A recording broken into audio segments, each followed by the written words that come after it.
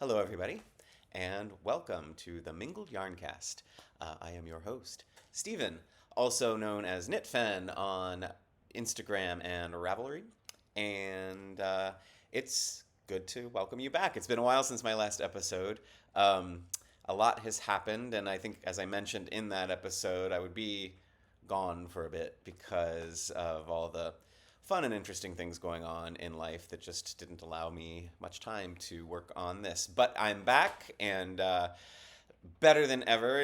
I've invested in the production company, as you can see in that reflection. there, there.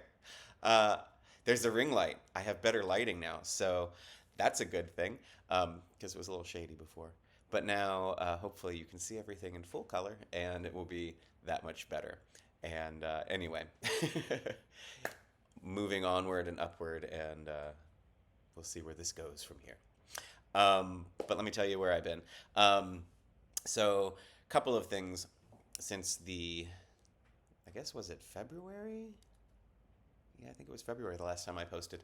Um, I was involved very much and still am with my choir, Master Voices. We had a concert in March that was titled "Oh How Good," and it was a program of sacred Jewish music, and it was presented in memoriam of one of the board members of the group, and it was beautiful.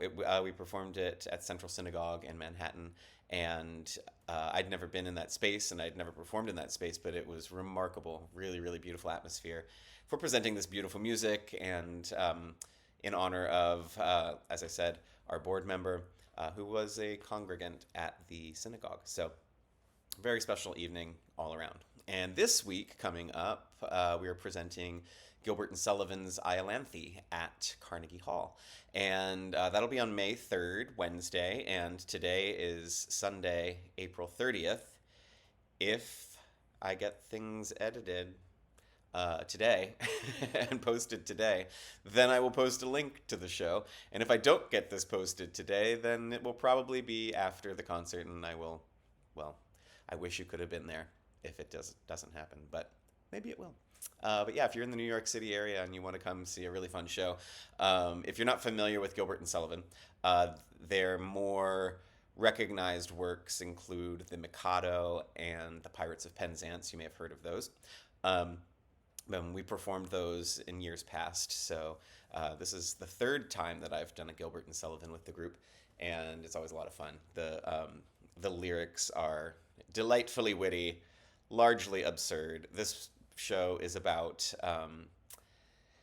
the Parliament in London being overtaken by fairies, and hilarity ensues. You've just got to come see it to believe it. So please do, if you're able to.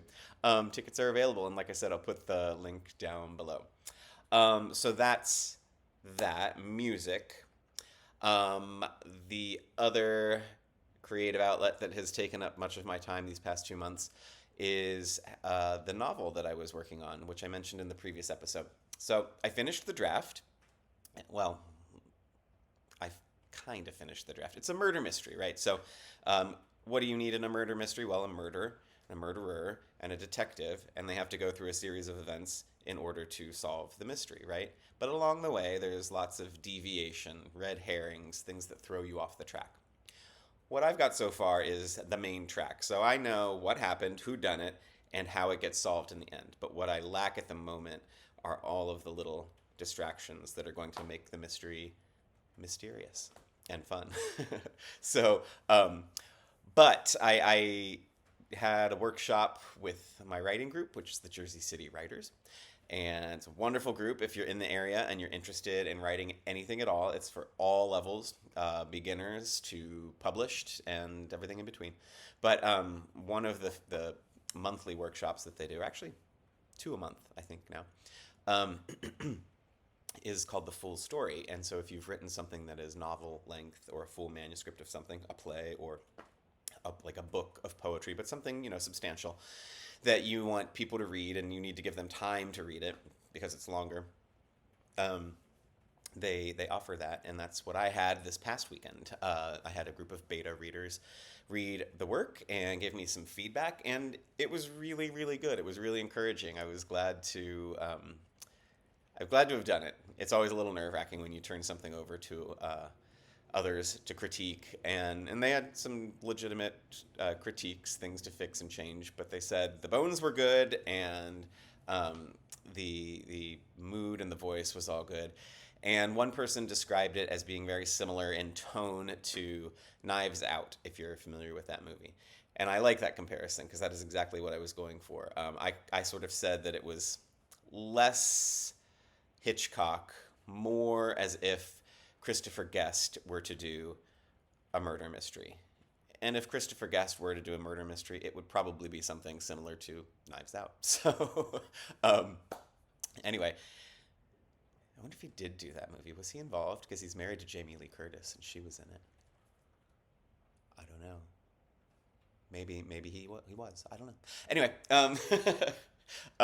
so now I've got to write the rest of it. I've got to figure out how to fill those holes in, and yeah. But I'm eager for the next round of reading. I'm gonna have some people from the knittesphere, the knitting world, read it as well, because the group of readers that read it this time, they were just fellow writers who were reading it as a mystery to see if it stands on its own, which is great because it needs to. But I also want to have people who are familiar with knitting and the fiber arts world read it as well to see if things sound true for them, and if it sort of hits all the notes that people want a novel such as this to hit. And it takes place largely in New York City, but also in Rhinebeck at the Sheep and Wool Festival. That's where the dramatic conclusion takes place. So I'm laughing because, well, I amused myself while writing this, and I hope it will amuse you too. But anyway, so that's done, and that took a lot of time and a lot of energy, and in between all of that, or mixed in with all of that, I also was in Japan for a week and a half. Let me show you the shirt.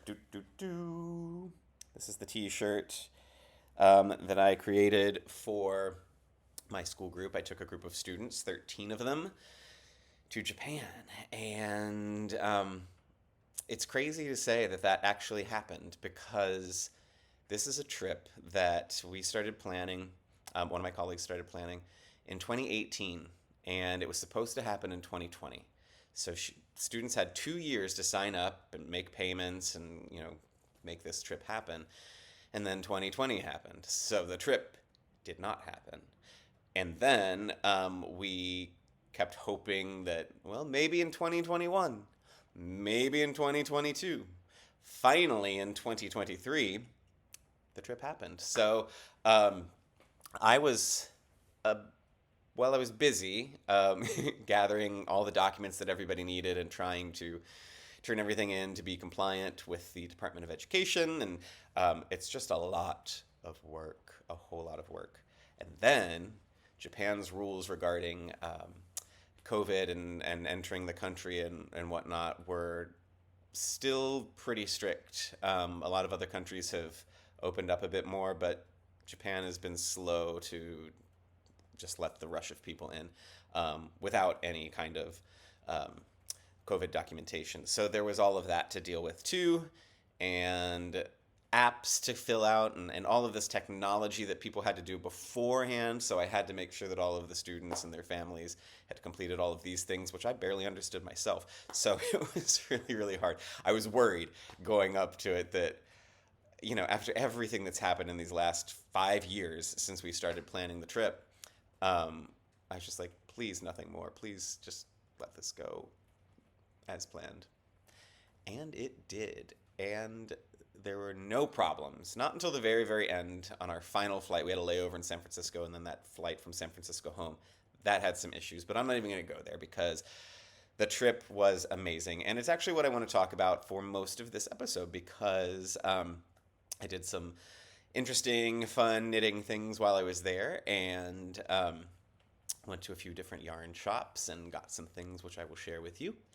And yeah, that will be the bulk of our episode today, is talking about Japan. So our trip, we started off in Tokyo, and for me that was actually, let me back up. Let me back up. When I've done international trips before, I usually take people to places that I'm either familiar with because I've been there, or I'm familiar with because I've studied about the place all of my life. For example, we did a trip to Greece, and it was my first time there, but I knew enough about Greece going into it that I felt confident that I could, impart some knowledge to the kids as we walked around. Japan, I know virtually nothing about, knew virtually nothing about. And I wasn't steeped in the sort of culture that the kids today are. Anime and manga have been a huge influence on them as sort of readers and consumers of media. And so my students knew way more than I did. Not only that, like social media, like Instagram and TikTok and other things have introduced them to things that, I just was not aware. Things like natto, which is the fermented bean mixture that Japanese people eat in the morning for breakfast. And our guide told me about it and said, a lot of people don't like this, but you should go ahead and try it because you're here. Why not? And I will try everything. I mean, really, I will try everything. I am not a picky eater, and I like trying things. So, of course, I did. And I liked it. I thought it was pretty good. Kind of bitter, but really, really tasty. But anyway, the point being that as soon as I was eating this, students came up to me and they're like, "Oh, is that natto? Are you going to eat it?" I'm like, "Oh, how do you know? What do you know about this natto? Where did you find this out?" "Oh, TikTok." Samantha and Miss Martinez trying natto.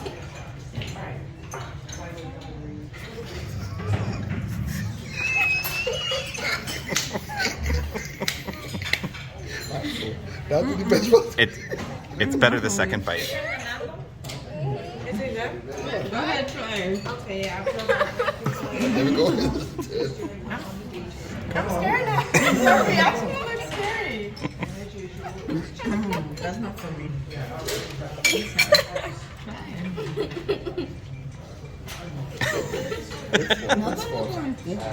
Oh, she couldn't. Not that bad, huh? Doesn't taste like anyway.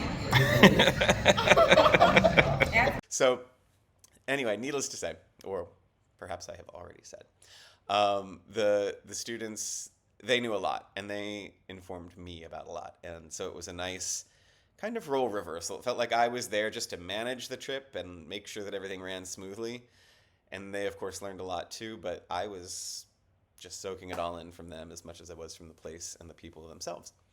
I did, however, listen to a podcast. It was a great courses lecture series on the history of Japan before I went, and I highly recommend that. I highly recommend everything from the Great Courses series, which they often, if you are an Audible subscriber, they often have freebies for short periods of time. But I've listened to several on the life of Beethoven and Brahms and different histories, the development of the English language, all kinds of things. I like a lecture series, I do. And anyway, this one was really, really informative. It helped give me a little context because, like I said, I didn't know anything before I went. But once we got there in Tokyo, I was shocked at how big the city is because I live here in New York. You can't see it really, but it's right there. And New York's a big city by any standard you would use to measure the size of a city. Tokyo is much bigger, much, much bigger. It just felt immense, and we were only there 2 days. It wasn't enough time to really dig deep into the culture to really get to know any neighborhoods well. It was kind of like, here's Shibuya Crossing.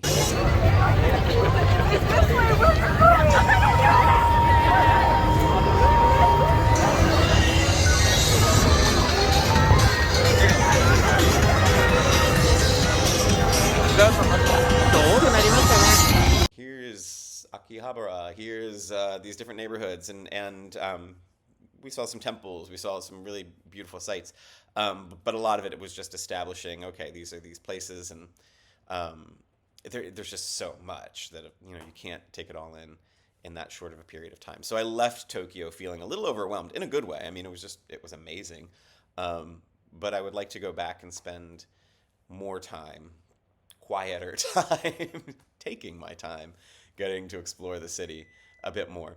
Um, Hold on, there was a beep. That means the banana bread that I'm making is finished. The banana bread is done, and it smells amazing. Look at that. I don't want to touch it and burn myself, but anyway, let me go set this down to rest and cool, and I'll be right back. And we're back. All right. Where was I? Tokyo. So we were in Tokyo for 2 full days. We went to Joypolis, which is an indoor amusement park with some very interesting rides. A lot of like VR and very computerized type things, which were cool. The students loved it. I myself hate anything that is going to make me feel dizzy or just imbalanced, so I didn't do anything, but I enjoyed watching them enjoy themselves.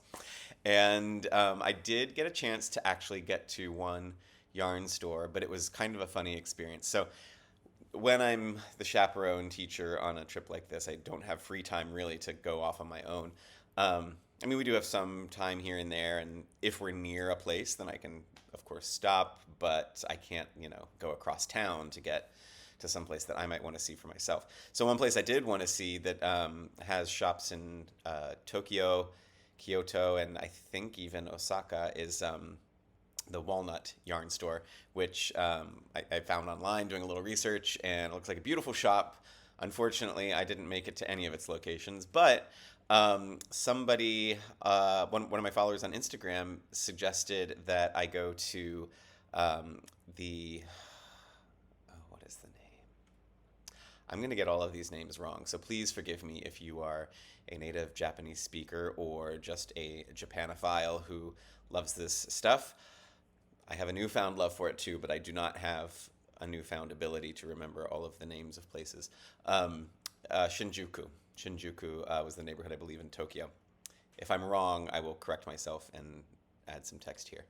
But in any case, in this neighborhood, it's kind of an entertainment part of town. If you may have seen the cinema tower with the Godzilla statue above it, breathing smoke. That's kind of a famous landmark of the area. We had dinner very close to there, and right by the train station in that neighborhood, there's a place called Okadaya. And this was a funny experience because we finished our dinner. I saw that it was nearby. As I said, a follower from Instagram told me about it. And when I realized, oh, it's right where we're having dinner, I can probably sneak out for 5 or 10 minutes and just rush. Remember, well, maybe don't, but when I was a kid, they used to have like Toys R Us. What did they call them? I forget what they called it, but they basically gave you like a shopping cart in 5 minutes as a kid, and you could run through and fill your cart with as many things as you could get in 5 minutes. And once the 5 minutes was up, that's it, but you got to keep everything in the cart. This felt like that. Not that they were giving me anything, but I had about 5 minutes to just go through this store and find as much as I could. And I didn't leave with tons of yarn, but I did get a few things.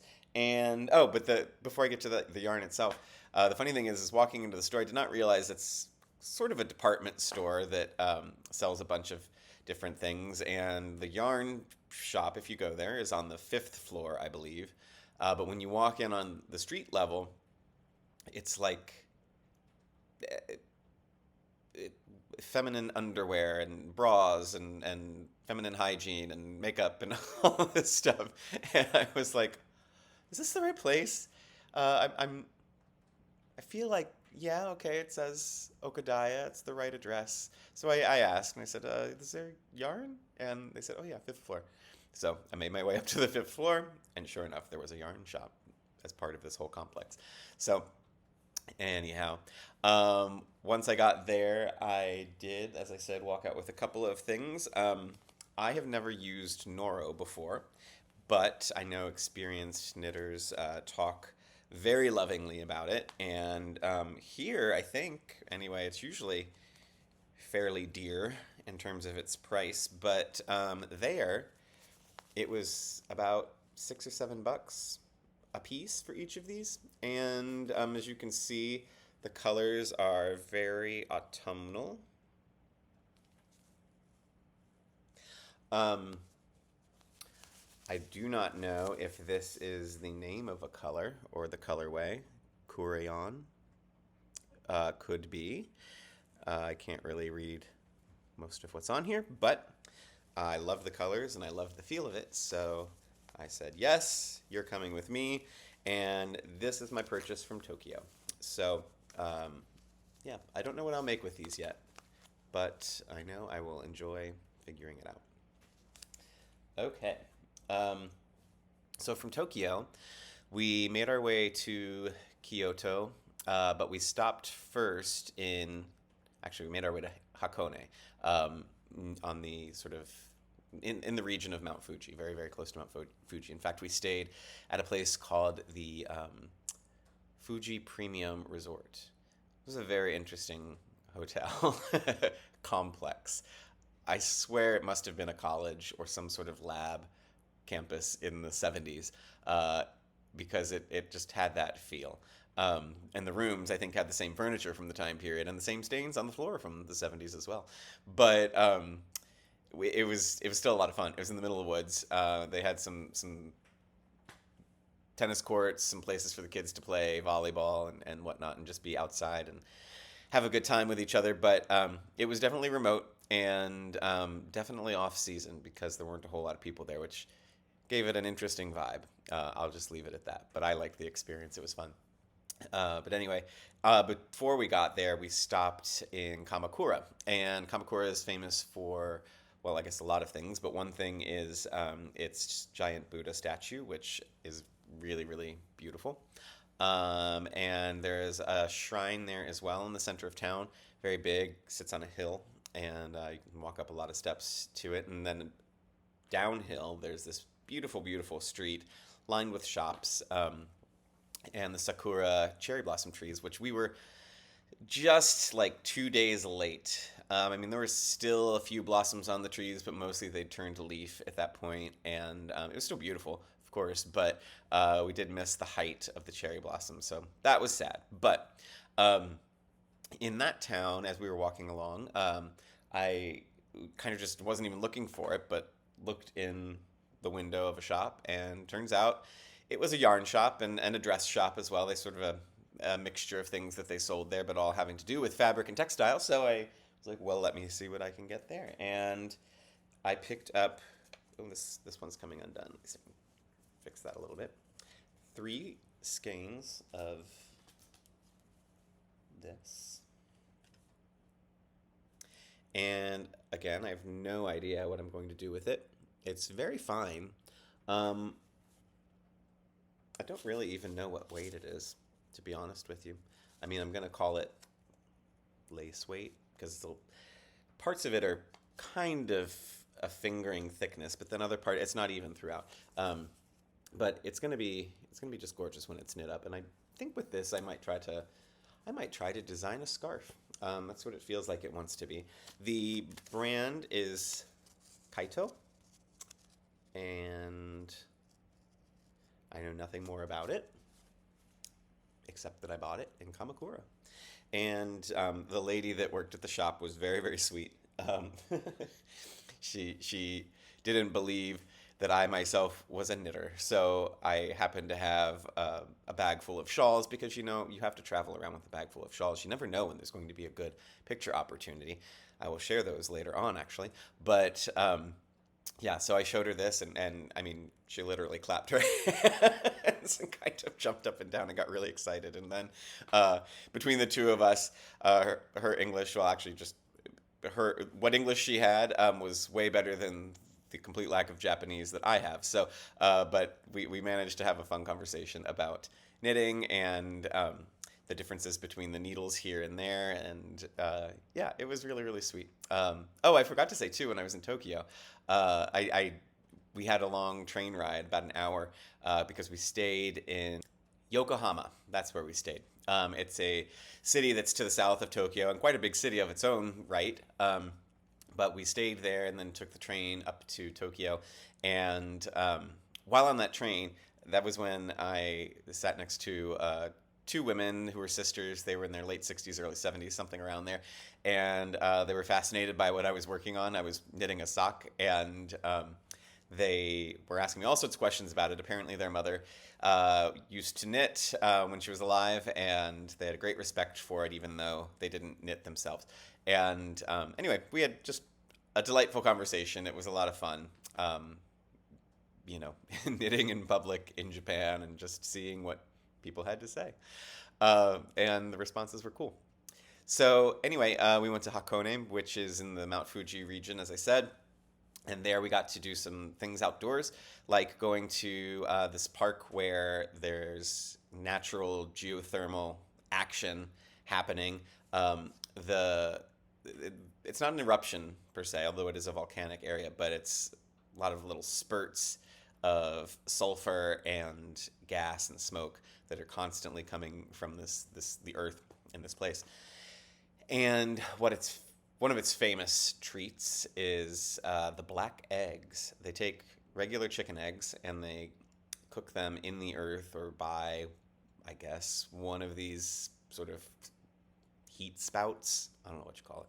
But in any case, it cooks the eggs, but it also turns them solid black.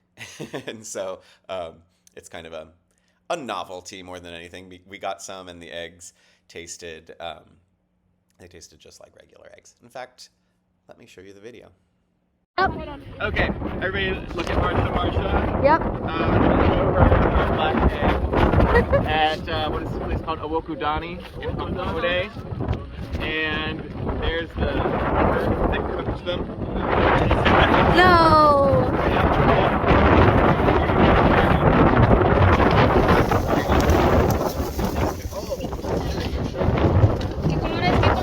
Oh man, What kind of eggs are they?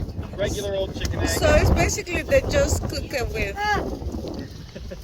with the black. They say you get 7 years of added life every time you eat one of these. You see this hair in my face? Yep. Muérdela. Dice que la muerdas. Okay. No. I mean, it looks like a regular egg. Oh, it is a regular egg. Oh, can I take a bite? I'll take a bite. It tastes pretty good. It tastes like a regular egg. Everyone enjoying? Yeah, just a regular egg according to them. So. Okay. It's good. Thanks. All right, everybody. Okay. 7 years. That was kind of nice. Yay, Hakone. Woo. So there you go. That was in the area where the volcanic action happens in the Hakone region. From there, we went to a resort kind of downhill, and we went on a funicular cable car to the top of the mountain, saw this beautiful shrine up there, and then came back down, had some lunch, took a ferry ride, and then we transferred to, what was next? Gosh, we did so much. I know there was a castle involved and a train, and we took the bullet train to Kyoto. And once we got into Kyoto, the next day we did a tour around there. And did anything come from...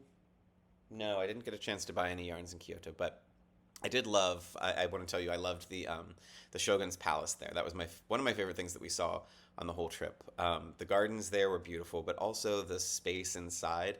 The paintings were just gorgeous. In fact, I will take pictures of the postcards that I bought there, and I will include those here. So you can see just these scenes with the gold and the green and the palettes. I was really, really in awe of it because these rooms were that from ceiling to floor, wall to wall, and just really, really lovely.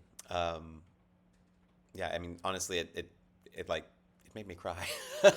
It's like, oh, I don't know what it is, but something about this is making me tear up. It was just one of those moments where I'm sort of in awe of human creativity and the beauty that we are capable of when we try. It was really special.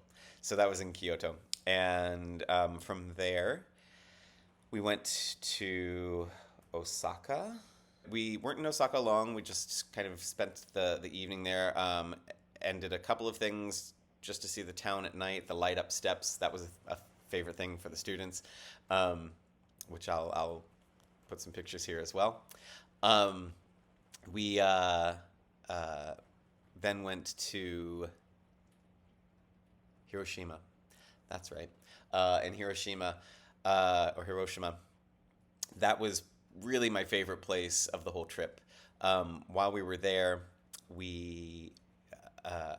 I was just, as soon as we got off the train, I was overcome with the history of the place. Because you look around and it's a thriving, bustling city, and it's just incredible. And then to think about what happened there at the end of the war, and I was just overcome with feeling and emotion in that moment, just seeing the city itself, just being there.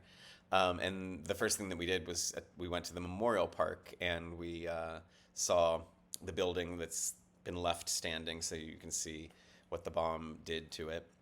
And in the surrounding areas, this very peaceful memorial, very green, very lovely park. And then there's a museum that we went into, which is, as you can imagine, quite heart-wrenching. And then we went from there to this other part of the city. Actually, I don't know if it's part of the city or just nearby, but an island called Miyajima. It's an island right off of the coast from Hiroshima, and it's gorgeous. It's gorgeous. It's this sort of mountainous island. There's a beautiful shrine and gate there on it, and a really quaint, lovely town with lots of fun shops and snacks and treats, famous for oysters that are grilled, and these are big oysters.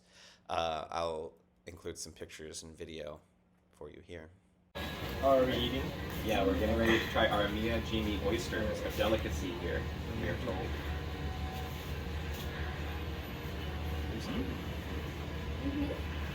That's pretty good. Thumbs up? Thumbs up. Uh-oh. How are you eating? I'm going to eat that guy. Right now.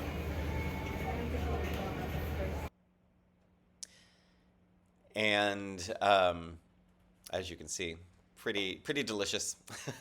Also famous for, I think I have some here. Ah, yes. These little fellas. These are memoji, which are basically like kind of a crepe cooked in a shell shaped as like the maple leaf and then stuffed with custard. So this one is. They're also stuffed with adzuki bean paste, which is kind of sweet, and some are chocolate. And I came home with a lot of these as souvenirs because I like them so much. Now, back to the yarn. Okay, in Osaka. Going back there for a moment. Actually, that is where we went back to after Hiroshima because we flew home from Osaka. But one of my trusty chaperones wanted to buy me a gift, and he got me these. And this is Iro Iro. And it is wool, 100%. And yeah, I've got 3 little balls of this. I don't know what I'm going to make with it, but it's very kind of sticky. It reminds me of like Jameson Smith, kind of. Feels, yeah, has a similar feel to that, to the Shetland wool. Anyway, yeah, what a nice gift. Very excited. Okay, so what was I working on there? Well, a couple of things. What I was working on were socks, in particular. Let me see if I can show you this here. Bam! There you go. These socks. Bam. Okay, so enough of that. So I'm going to pull them off now, but I'm not going to show you that on camera. You got to pay extra for that. But here are the socks, which I have decided.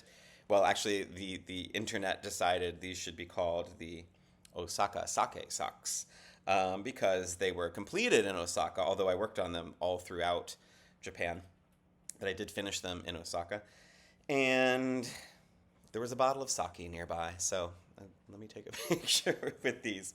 But here, let me show you them. This is my first finished object. And so these socks were actually a year in the making. I first started them a while back, but I only had like, I don't know, this much. I finished the rest of the one on the flight over, and then the second one I started while I was there. They are initially based on a pattern that's available on Ravelry. They're the Vanilla Latte socks, or based on the Vanilla Latte socks by Virginia Rose Jean. And these are the first pair of, her pattern was the first sock pattern I ever did, and it's really sort of my go-to. However, with these, I decided to make a pretty significant change. As you can see here, the lines, the texture, goes in a diagonal. And it's done such that when you wear the socks, they line up like so. So you get a nice sort of chevron-y effect. And they look like they're not the same size, but they are, I promise you. But anyway, yep. But so there they are. They line up nicely. And like I said, the originals just went straight down. I feel like, and you tell me what you think, because I don't know, but I feel like I made a big enough change to it that it's worth writing up the pattern on its own. But what are your thoughts on this? Because, you know, obviously when it comes to designing things, I wouldn't say everything's been done before, but many things have been done before, and they get reused and recycled, and people make something new with what has gone before. So at what point can you claim it as your own? When is it no longer somebody else's pattern, but now your new creation? I don't know. Because obviously with anything that we make modifications to fit our bodies, and that doesn't really count as your own design, I don't think. But I think if you're doing a textural and structural change to something that has a visible effect, I don't know. I'm thinking of writing this up mostly just so that I can have something written up and have a first pattern out there. But like I said, I'm curious to know what you think. Can I claim that as my own, or do you think I shouldn't? I'm open to hearing what everybody says. So anyway, another thing about these socks. So which one is the one that I did completely there? Okay, this one. Excuse me, my allergies have been bad this week. But in any case, so this sock I started and finished while in Japan. We had a lot of time on trains and buses, and it was just nice to have something little that I could, look out the window and didn't have to think about too much. Although these diagonals do require paying a little bit of attention, it wasn't so much that I couldn't enjoy the scenery as well. So at a certain point, we were going from, I think it was when we were transferring from Tokyo to the Hakone region, and I got a glimpse, like the first real glimpse of Mount Fuji, and it was just sort of breathtaking. Other times in life when I've experienced this, I would say being in Egypt, and the first time you see the pyramids, and you're like, oh, they're there. These things I've imagined or seen pictures of my whole life, there they are, and my God, they're bigger than I even imagined. And that was the experience, too, of seeing Mount Fuji. It's this image that I, one of the few images that I had of Japan before going, and there it was, and it just dominates the landscape in a really, really impressive way. You can't stop looking at it. It's so cool. And so when I first saw it, of course, I wanted to take a picture, and I took lots of pictures. But as you probably know, taking pictures from the bus, sometimes it's hard. You get the reflection in the window, and they just don't always turn out. And then I actually didn't have much reflection, but it was one of those things where it was so far away that it didn't look like much in the picture. And I was like, okay, well, that's no good. But I wanted to do something to just memorialize the moment. So what I did, I was knitting this sock, and I'm going to show you this close. I deliberately made a little mess up here. I purled where I should have knit. So it's created an additional bump. Hopefully you can see that right about. I can't. I can't. Everything's reversed. Where is it? It's here. There we go. So I deliberately put that little scar there in the stockinette because I wanted to remember that was the moment when I first saw Mount Fuji. And actually, it kind of, that little bump bubbles out of the stockinette, and it's like a little Mount Fuji on my sock.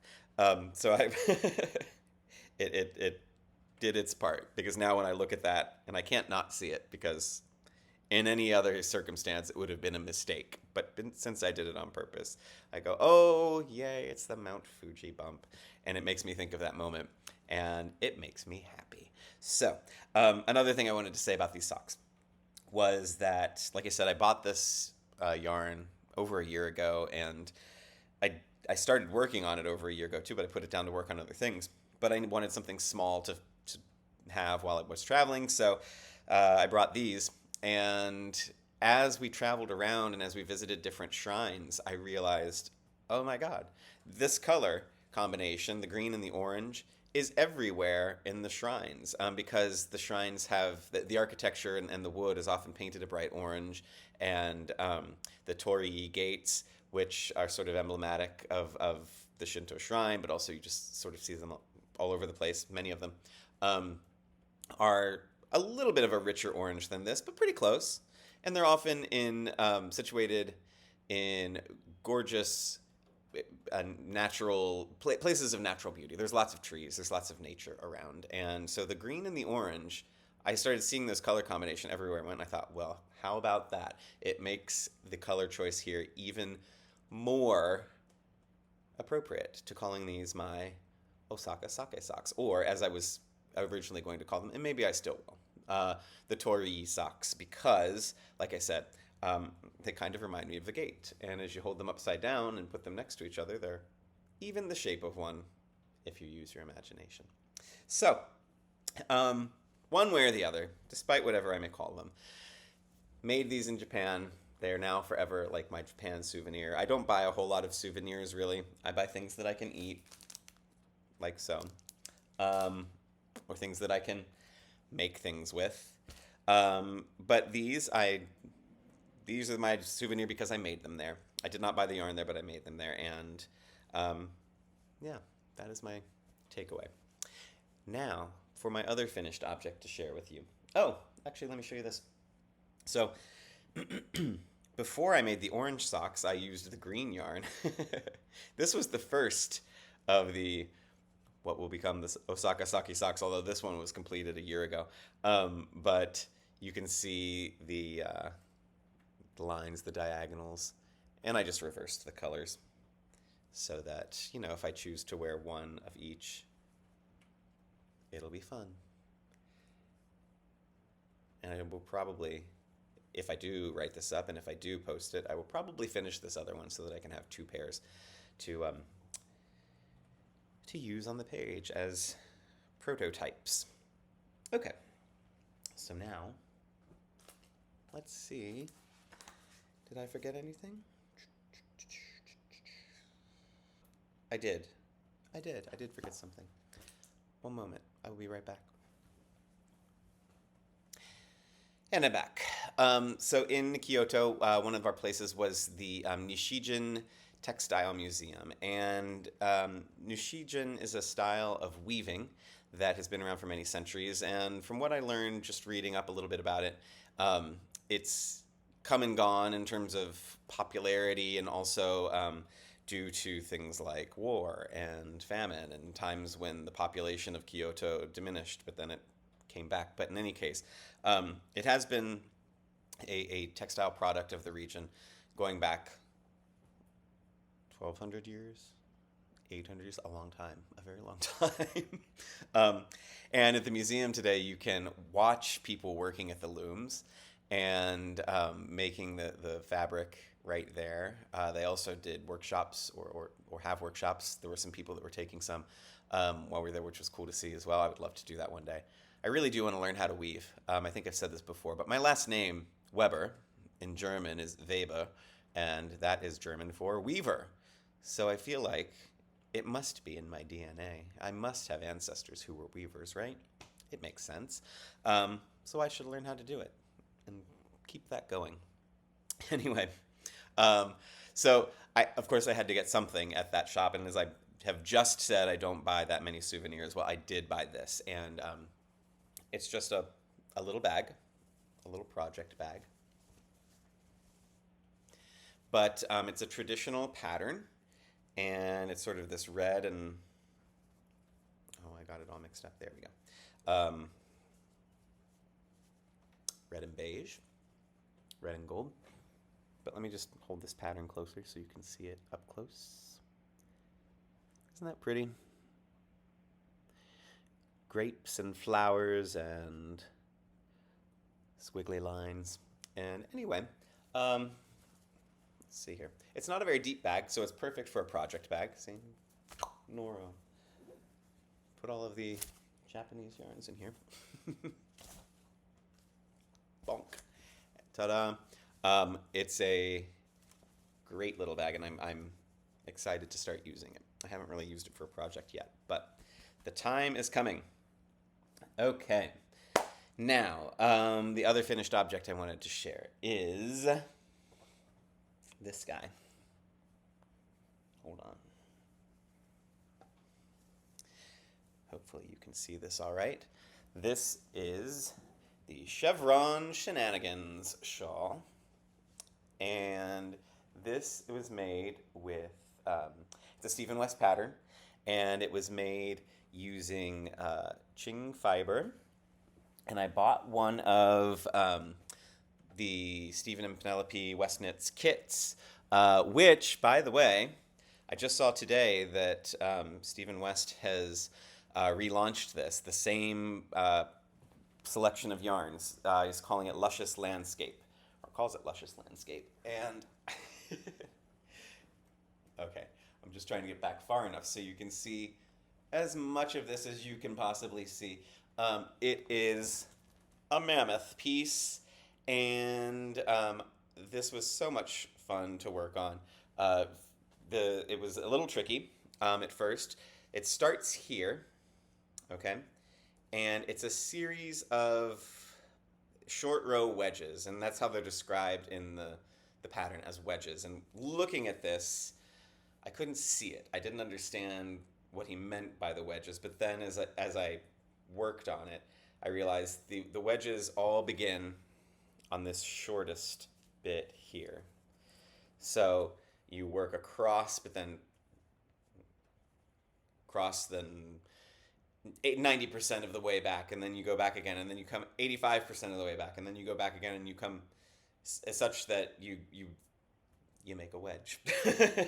Now that I understand it, I don't know how to describe it fully, or in a way that probably makes sense. But anyway, once I figured that out, and I had to do this cast on and do the setup rows like 4 or 5 times before I got it right. That did take me a while. It wasn't easy. His instructions are clear. It's just that there were things that I wasn't getting, or I was,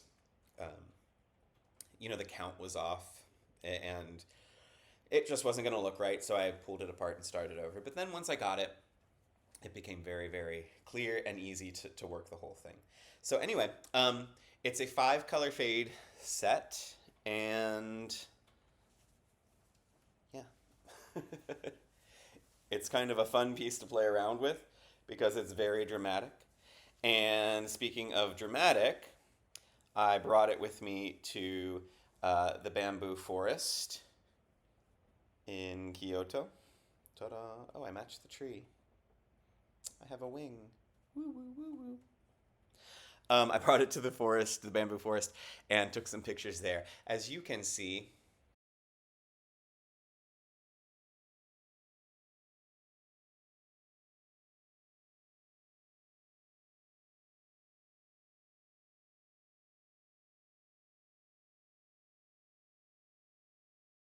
the name of the bamboo forest is the Arashiyama Bamboo Grove, and yeah, it was fun.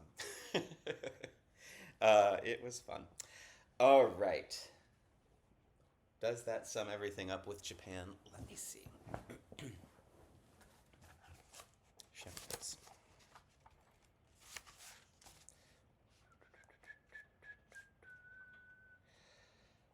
Okay, yes, I just want to say one more time, because like I said, this fade set is now available again. So check out Westnitz if you like it. He doesn't necessarily. He did create a shawl pattern to go with the set, but you can use it on anything. This was one of the suggestions from the last time he put the set out there. But yeah, you can do whatever you want with it. It's a beautiful, squishy, warm, lovely piece. Now, now. I'm back home. What's next? Like I said, singing Gilbert and Sullivan this week, writing this revision. But in terms of knitting, what I'm going to be doing is participating in the Woolen Women Fiber Shawl Make-Along 2023. And I first heard about this from Irina at Fiber Chats, and I actually I was going to do it based on her suggestion. But then when I saw her yarns that she opened up from Woolen Women Fibers, I was like, oh, that's what I'm looking for, because I was looking for something that I could do something oceanic with. So I needed something that said water, something that said beach, something that said summer and sun. And I have reasons for this, which I'm not going to share yet, but I will. It's a special project for a special person. And in the meantime, though, I do want to show these to you, because so I saw that Irina had the exact colors I wanted. I'd spent 2 days going through everything online trying to find the right colors. And then she has this reel, and I'm like, well, dang it. Those are the colors I want. And I don't want to seem like I'm just copying Irina, but I guess I am. But so be it, because they were exactly what I wanted. And so let me show them to you. Woolen Women Fibers have said, they've called this the Serene Summer Kit. And check this out. So we've got obviously this blue wavy color, and this, to me, when you put them together, this feels like the froth on the wave, you know, the crest of the wave as it's breaking, with a little bit of sand mixed in it as well, as it rubs against your skin. And then, of course, we have the beach, the sand, as it starts to mingle with the water and all the other stuff that the tide drags in. And these colors go so nicely together. So I am really, really looking forward to this. Now, here's the thing. I don't know what shawl I'm going to be working on. As of this moment, the one I'm leaning most towards is Birds of a Feather by Andrea Mowry. And in that piece, as she's designed it, it involves a mixture of fingering weight and lace weight yarns for a sort of a cool effect, and it does look very cool. These are all fingering weight, so I might not have quite that effect, but I think the shape and the design and the color blends will go well with it. However, I am still looking at some others. So if you have ideas in mind that you think would be really good for this, that will let these colors play together in a way that suggests water, waves, sun, beach, all those kinds of things, then let me know. Maybe I will do that. But you'll have to let me know soon, because I'm probably going to start working on it tonight. But, you know, if I don't like what's happening, then I'll start again. But yeah, so the Woolen